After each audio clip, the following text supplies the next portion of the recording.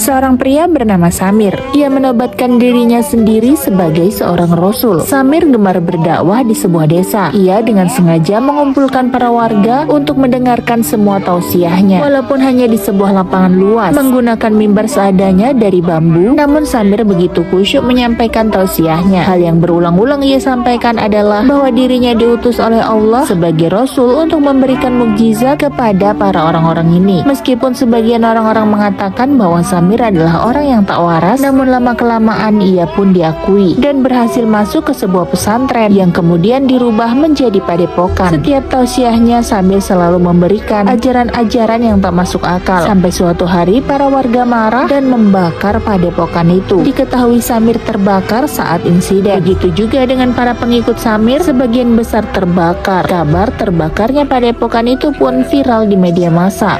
Awal cerita, seorang gadis bernama Rianti. Cintanya dengan Aji tak disetujui oleh orang tuanya. Ditambah lagi melihat Aji digoda oleh wanita lain, Rianti pun memutuskan untuk meninggalkan desa tempat tinggalnya. Ia merasa kecewa dengan kekasihnya, juga kedua orang tuanya. Akhirnya Rianti pun masuk ke sebuah pesantren yang kini sudah berubah menjadi padepokan. Pesantren itu ternyata dipimpin oleh Samir yang biasa dipanggil Guru Samir. Hari itu Guru Samir sedang menyampaikan tausiahnya di hadapan semua para pengikut yang ada di padepokan. Melihat tausiah dari Guru Samir, entah mengapa Rianti sepertinya sangat tertarik. Di padepokan itu juga ada seorang ustadz yang akrab dipanggil dengan Ustadz Baihaqi. Ia sepertinya tak suka dengan apa yang disampaikan oleh Guru Samir. Sungguh tak patut dicontoh bagaimana kelakuan Guru Samir ini terhadap santriwatinya. Mereka berdua pergi ke suatu tempat, lalu melakukan hal yang sangat tidak terpuji, kemudian berjanji menikahi santriwatinya. Keesokan harinya, kekasih Rianti bernama Aji menyusul Rianti mendatangi padepokan itu. Ia kemudian mendaftarkan diri untuk menuntut ilmu di sana. Tapi ternyata Rianti justru sudah dekat dengan anak tiri si Guru Samir. Bahkan ia sudah melupakan Aji yang jelas-jelas mengkhianati di depan matanya. Hari itu Aji dan Rianti melihat Guru Samir pergi ke sebuah bangunan terpencil. Aji merasa curiga, tapi Rianti mengatakan hal itu sering dilakukan oleh Guru Samir untuk membaca doa. Padahal sebenarnya Guru Samir sudah janjian dengan salah satu santriwatinya. Ia mengatakan beruntungnya wanita itu jika berhasil mengandung keturunannya, karena ia adalah seorang rasul. Aji yang penasaran saat itu mengintip dari luar bangunan. Alangkah terkejutnya Aji melihat Guru Samir sedang mengeksekusi wanita itu. Aji pun marah dan menceritakan kepada Rianti. Namun saat Rianti yang mengintip ke arah tempat itu, ia justru melihat Guru Samir sedang membaca zikir dan berdoa. Tentu saja hal itu membuat Rianti semakin marah kepada Aji. Lalu saat mereka berdua hendak pergi, Guru Samir sudah muncul di belakang mereka. Ternyata Guru Samir sudah mengetahui keberadaan mereka berdua. Setelah mereka berdua pergi, Guru Samir meneruskan aksinya. Tak jauh dari sana, mereka malah kembali melihat Guru Samir yang sedang mengajar ilmu bela diri kepada santrinya. Sementara itu orang tua Rianti yang sudah mengetahui keberadaan Aji menitipkan Rianti kepada Aji dan mulai menyetujui hubungan mereka berdua dan menyerahkan Rianti sepenuhnya kepada Aji. Sementara hari itu Guru Samir sedang melakukan ritual yang ternyata ia juga jatuh cinta kepada sosok Rianti. Malam itu Samir sangat marah. Ia mendatangi Aji dan memukulinya hingga babak belur. Samir memperingatkan kepada Aji agar tidak ikut campur urusannya. Namun anehnya semua itu dilakukan Samir melalui mimpi hingga membuat Aji terbangun dari tidur. Sementara Guru Samir aslinya sedang melakukan ritual di sebuah tempat rahasia. Sangat sulit dimengerti. Ketika terbangun dari tidur, Aji benar-benar terluka dan wajahnya lebam. Keesokan paginya sambil marah-marah, Aji mendatangi Guru Samir dan mengatakan bahwa semua ini adalah kelakuannya telah membuatnya terluka parah dan mendatanginya lewat mimpi. Tapi yang terjadi malah sebaliknya. Guru Samir bersikap sangat lembut dan tak tahu apa-apa. Bahkan mengulurkan tangan kepada Aji mengajaknya untuk berobat ke puskesmas. Tapi Aji menolaknya mentah-mentah. Kelakuan Aji malah membuat Rianti sangat marah. Ia tak segan menampar Aji di depan umum, lalu membawanya pergi menjauh dari Guru Samir. Karena Rianti tak lagi mempercayainya, Aji kemudian mendatangi Rehan, anak tiri Guru Samir, untuk bercerita semuanya. Ternyata Aji sendiri bingung dengan sifat ayahnya yang kadang-kadang kasar dan tiba-tiba berubah menjadi lembut. Sementara itu salah satu santriwati pulang ke rumah orang tuanya karena menyadari bahwa dirinya sedang mengandung. Dan alangkah marahnya sang ayah ayah ketika mengetahui bahwa putrinya mengandung dengan guru Samir, guru di pesantrennya. Singkat cerita, keesokan harinya pria itu mempengaruhi seluruh warga mendatangi pesantren. Mereka hendak menuntut kepada si pengurus pesantren tentang apa yang dilakukan kepada putrinya. Tak lama kemudian guru Samir pun muncul. Pria ini langsung menunjuk si guru Samir dan mengatakan bahwa putrinya mengandung dan ia harus bertanggung jawab. Tetapi mengejutkan, apa yang dikatakan oleh guru Samir bahwa ia sama sekali tak pernah menyentuh wanita itu. Tentu saja hal itu menghancurkan perasaan wanita ini. Ditambah lagi guru Samir berani bersumpah,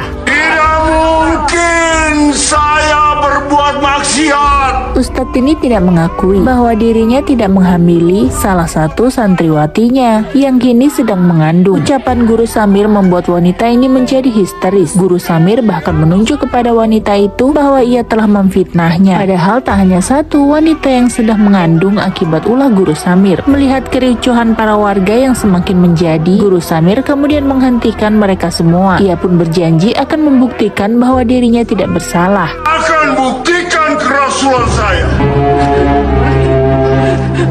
Guru Samir kemudian berjalan masuk ke dalam ruangan, sementara para warga menunggu dengan cemas di luar. Tak lama kemudian guru Samir muncul kembali dengan membawa sebilah golok. Ia lalu melangkahkan kakinya dengan yakin di tengah-tengah para warga. Guru Samir lalu mengatakan untuk membuktikan bahwa dirinya tidak bersalah, ia berani jika ada seseorang yang mau memotong tangannya. Jika tangannya terputus, maka ia terbukti bersalah. Tapi sebaliknya, jika tangannya utuh kembali, maka itu artinya guru Samir tak bersalah. Bahkan ia sangat yakin dan berkali-kali mengatakan bahwa dirinya adalah seorang rasul. Salah.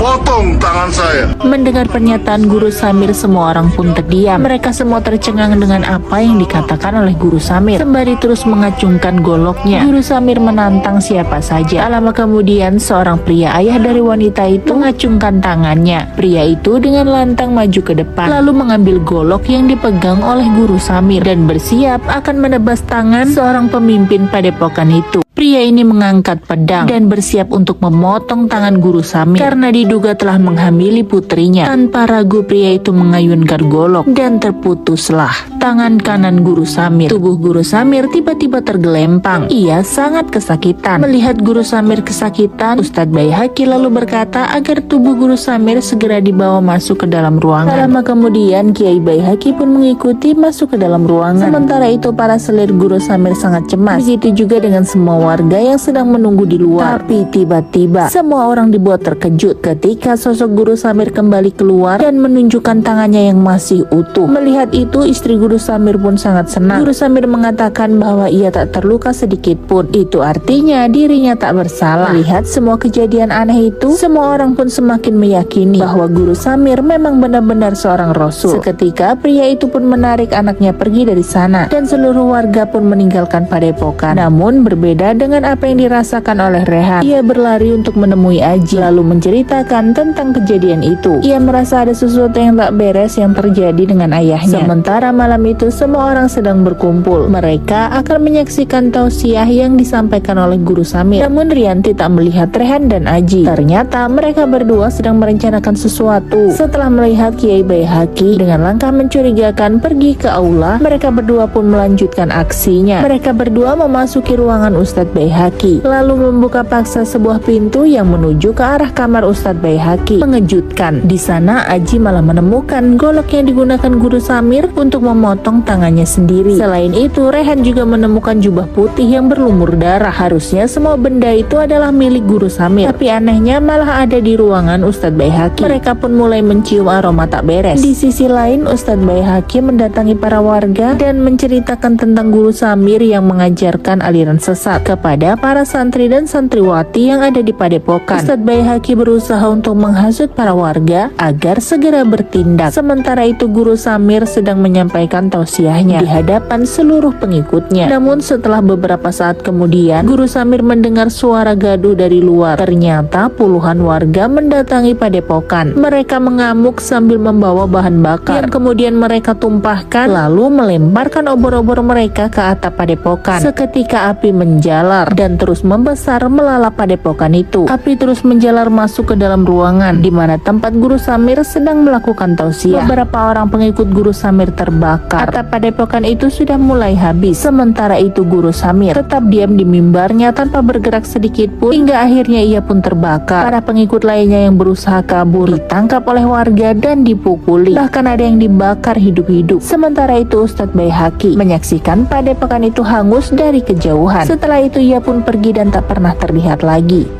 Ketika semua orang di ladang sedang asik membicarakan tentang Ustadz Baihaqi yang tiba-tiba menghilang setelah padepokan itu hangus terbakar. Tapi tiba-tiba saja mereka semua terdiam dan dikejutkan dengan kemunculan sosok yang tak pernah mereka duga. Ya, ternyata sosok Guru Samir kembali muncul dalam kondisi sehat dan tanpa luka sedikit pun. Guru Samir mengatakan kepada semua warga bahwa sebagai seorang Rasul ia tak akan begitu saja dibiarkan celaka oleh Allah Subhanahu wa Ta'ala, dan hari ini ia diutus kembali untuk membangun padepokan yang sudah hangus terbakar. Melihat keanehan yang terjadi pada Guru Samir, para warga pun hanya bisa terdiam dan mempercayai apa yang dikatakannya. Sementara itu di rumah sakit, seluruh media melaporkan tentang kemunculan kembali Guru Samir. Di saat itu juga Rianti yang sedang dirawat mendengar berita itu di televisi. Rianti pun tiba-tiba menghilang dari rumah sakit. Saat Aji mendatangi kamar Rianti, ia mendapati kamar Rianti sudah kosong. Guru Samir membangun kembali padepokannya. Dibantu oleh para pengikut setianya, Guru Samir berjanji akan mengobati luka mereka. Mereka semua diminta untuk membawa segelas air putih. Air putih itu kemudian dikumur oleh Guru Samir. Lalu air kumuran dari mulutnya disalurkan kembali kepada pengikutnya. Guru Samir mengatakan air itu mengandung mukjizat yang akan menyembuhkan luka mereka. Sungguh semakin sesat.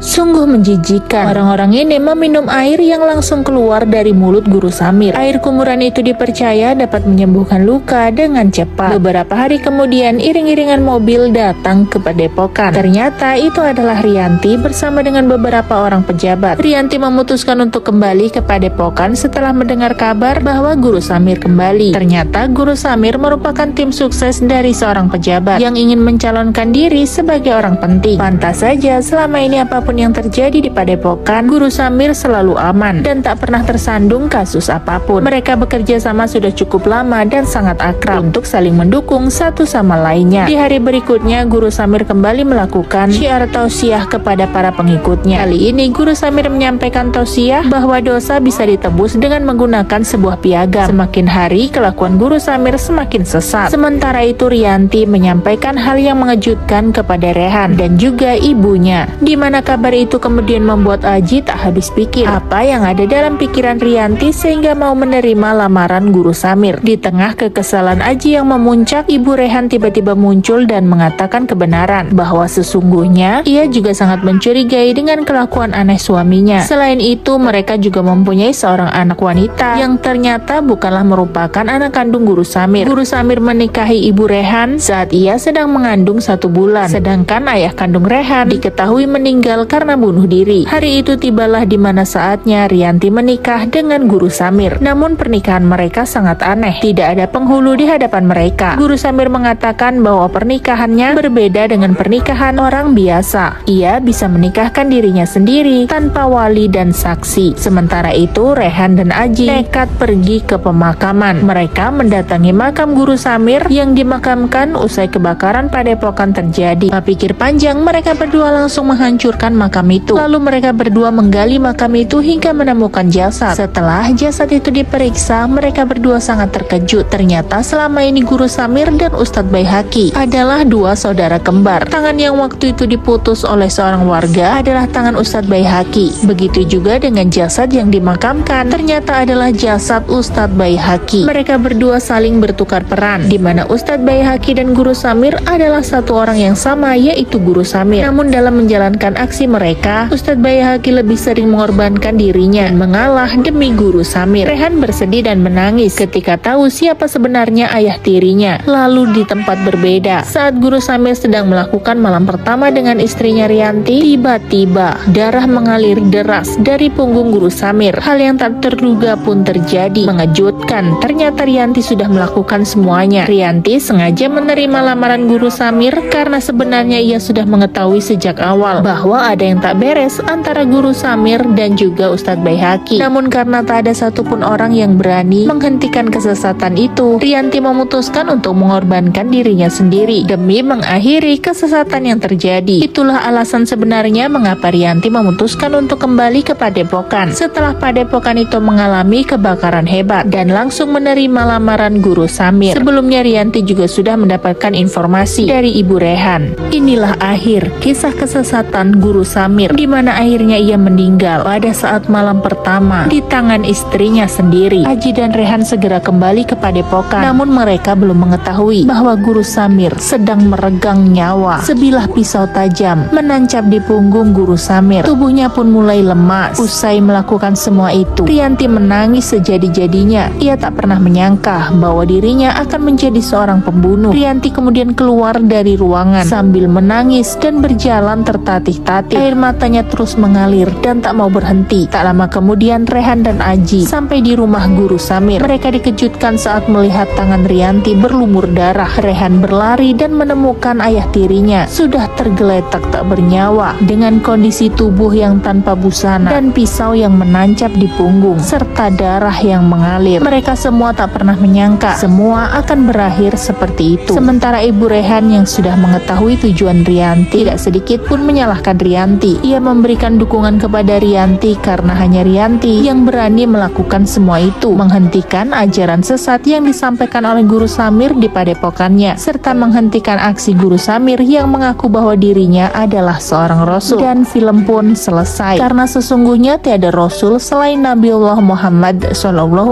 Jangan sampai kita semua terpecah belah dengan orang yang mengaku sebagai Rasul. Film pun selesai, sampai jumpa lagi di film-film keren lainnya.